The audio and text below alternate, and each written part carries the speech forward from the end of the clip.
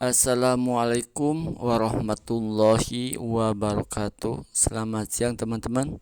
Selamat berjumpa lagi di channel saya. Mudah-mudahan teman-teman semua dalam keadaan baik-baik saja dan tidak kekurangan suatu apapun. Baiklah teman, di sini kita akan membuat kompos dari gedebok pisang, daun hijau, dan kohe kambing. Di sini kita akan menggunakan bahan-bahan di sekitar kita yang tidak digunakan. Kita manfaatkan bahan-bahan yang ada untuk pembuatan kompos. Baiklah teman, untuk bahan yaitu gedebok pisang, kita cacah atau kita potong-potong menjadi bagian yang kecil. Kita potong-potong semua gedebok pisang yang sudah ada. Ini kebetulan saya dapat dari jalanan, karena sudah tidak terpakai saya ambil, saya pergunakan untuk pembuatan kompos.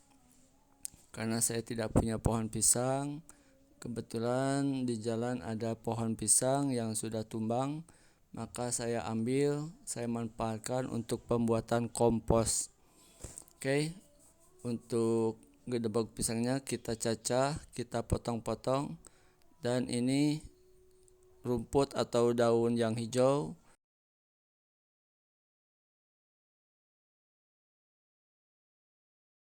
daun pangle atau kunyit pangle. Ini kebetulan sudah tinggi-tinggi daunnya dan sudah rimbun, maka saya babat. Saya akan gunakan untuk pembuatan kompos. Di sini daun pangle karena banyak, atau dari bahasa Sunda yaitu panglai. Daunnya sudah banyak karena daun pangle juga mengandung untuk mendetoks. Di sini saya pergunakan untuk pembuatan kompos karena sangat bagus untuk pembuatan pestisida. Juga kita menggunakan kunyit atau pangle bisa digunakan untuk pembuatan pestisida alami. Oke, kita potong-potong daun panglenya, atau kalau tidak ada kita bisa menggunakan rumput liar, rumput atau gulma yang ada di sekitar kita. Kita memanfaatkan apapun yang ada di sekitar kita untuk pembuatan kompos. Kita potong-potong semua daun yang hijau.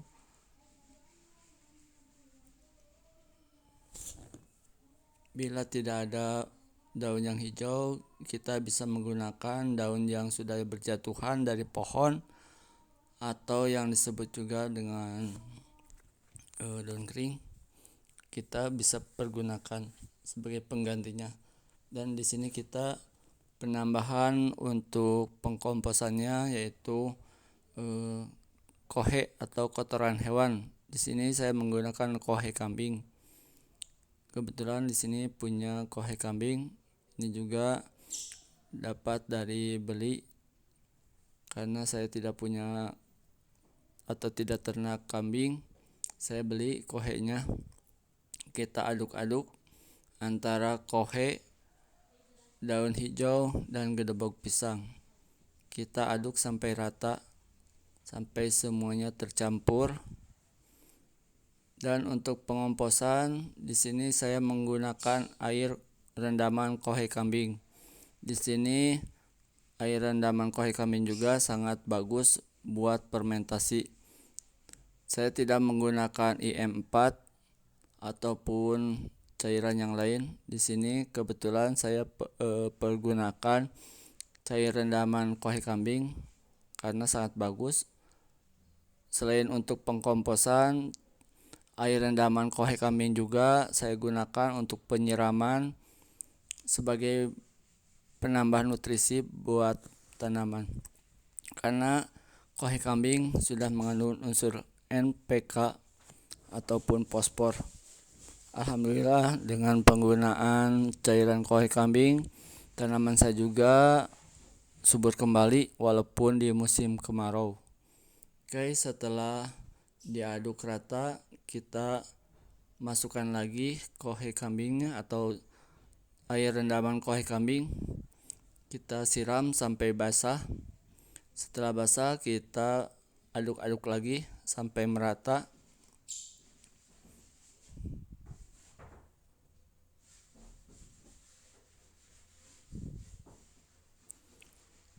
Kebetulan saya pergunakan bahan-bahan yang di sekitar kita karena untuk menghemat pembelian pupuk, karena tiap hari harga pupuk semakin mahal dan sangat langka.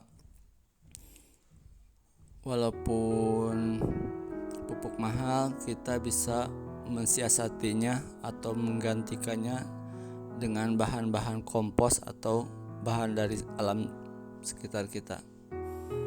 Karena kohe kambing juga sangat bagus sebagai pengganti NPK, MKP, dan semuanya terdapat dalam kohe kambing.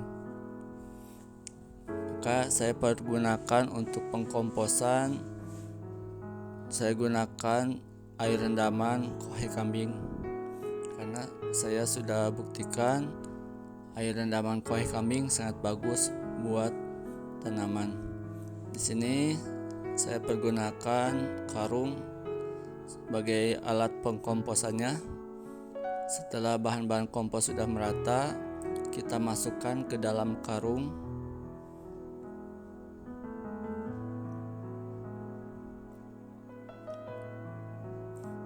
Di sini saya menggunakan karung karena karena alatnya atau wadahnya hanya ada karung.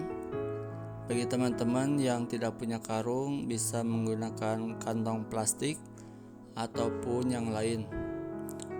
Boleh ember ataupun baskom. Karena di sini saya punya kantong atau karung plastik. Semuanya kita masukkan ke dalam karung sebagai tempat pengkomposan.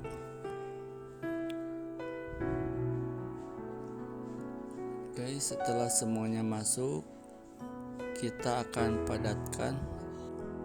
Semuanya kita masukkan ke dalam karung atau wadah untuk pengkomposan. Di sini saya menggunakan karung sebagai wadah atau alat untuk pengkomposan. Bila teman-teman juga punya wadah untuk kayak planter bag itu sebagai alat pengkomposan juga bisa. Saya di sini menggunakan karung yang murah meriah sebagai alat pengkomposannya. Tidak usah beli, kita tinggal memakai alat yang ada di rumah kita atau di tempat kita. Semuanya kita masukkan bahan untuk komposnya.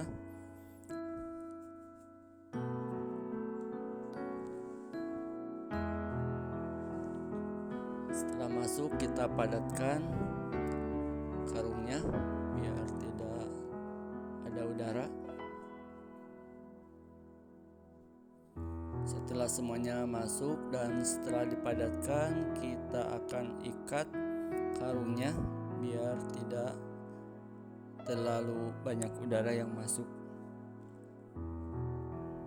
Setelah semuanya masuk, kita simpan atau di sini saya menggunakan kantong plastik biar udaranya tidak terlalu banyak yang keluar atau yang masuk, biar cepat dalam pembusukan. Dalam pengomposan saya menggunakan atau dimasukkan ke dalam kantong plastik.